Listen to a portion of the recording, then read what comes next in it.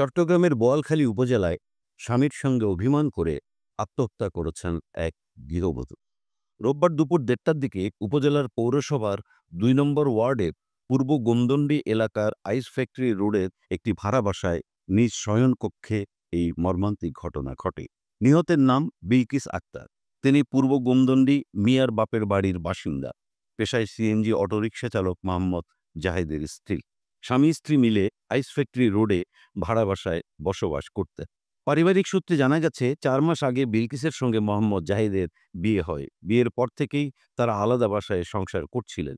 কোরবানির ঈদ উপলক্ষে শ্বশুরবাড়িতে ছাগল পাঠাতে না পারায় বিলকিস মানসিকভাবে চাপে ছিলেন। এ নিয়ে স্বামীর সঙ্গে প্রায়ই বাকবিতণ্ডা হচ্ছিল।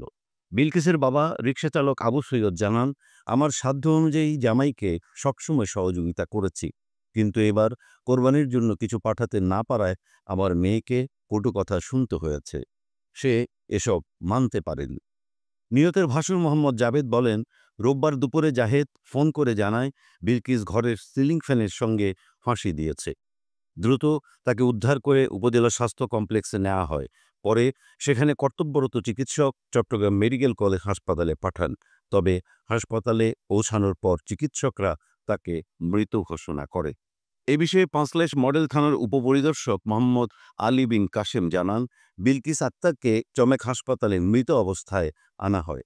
প্রাথমিক তদন্ত চলছে এবং এই ঘটনায় আইনগত ব্যবস্থা প্রক্রিয়াধীন রয়েছে। এই মর্মান্তিক ঘটনায় এলাকায় শোকের ছায়া নেমে এসেছে।